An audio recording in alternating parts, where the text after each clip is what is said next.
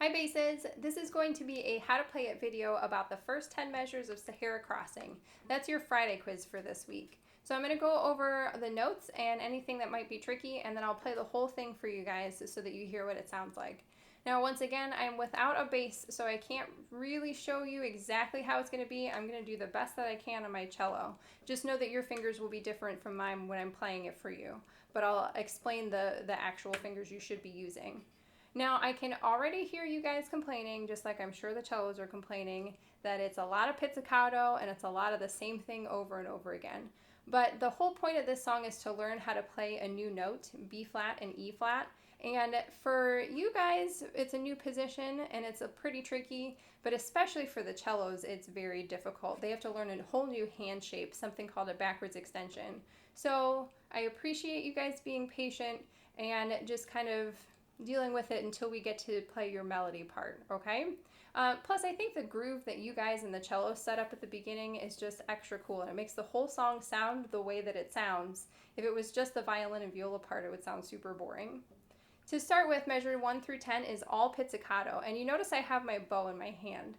I'm going to practice this with my bow in hand because there's a lot of places where we have to switch back and forth pretty quickly. If this is super awkward for you guys, you can practice it with your bow down. Just know that in the future you're going to want to be able to practice being able to hold your bow and pizzicato at the same time and then switch back and forth real quick.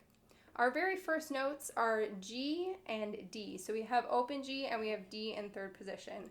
And we're just going to switch between open, no shifting back and forth, just leave your hand in third position and play that open G and switch to D. Watch out for your rest, so it always goes note, rest, note, note, note, rest. I'm going to play what that sounds like for you guys. Keep in mind my fingers are going to look different. Okay, so from the beginning it sounds like rest, rest. So keep it nice and steady and make sure you count and get that rest in there. You also have to make sure you count to get the right number of G's and D's. So we play the exact same notes until it suddenly switches at measure 5. So if I start at measure 4, it sounds like, then open D. Now here in measure 7 it says 2 on C, because if you notice in our key signature we only have one sharp. That sharp is for F sharp. So that means this is a C natural. We need to remember to use second finger.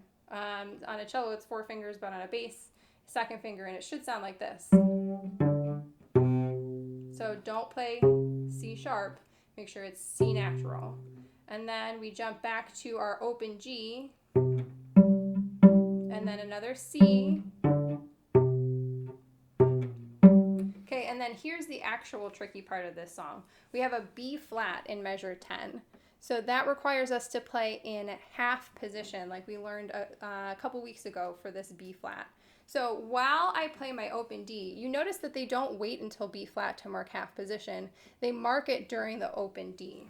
As we play open D, we're going to move our hand backwards and on the A string so that we can play our C with 4 fingers and our B flat with first finger, and our hand will be in half position. So starting from our C in measure 9, we'll have 4 fingers. We'll play open G and open D as we move our hand up, and then 4 and 1 for C and B flat.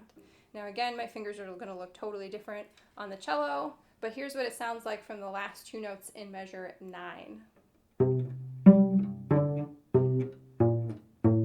Okay, so make sure you check those and get those notes in tune. You might want to write in the finger numbers for this open A, or highlight that half position or something that makes it a little bit easier for you. All right, I think that's all of the tricky things. There's one fancy thing in here. You'll notice that we have a crescendo through measure 9 and a big forte, and then we decrescendo as these notes get lower. We should actually be starting on a piano. So this is a higher level technique, but if you have time and you feel comfortable with doing the dynamics, go ahead and see if you can add that crescendo. It should sound like.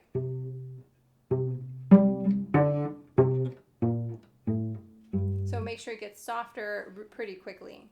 All right, I'm going to play the entire excerpt for you guys, starting from the beginning, measures 1 through 10. 1, 2, ready, go.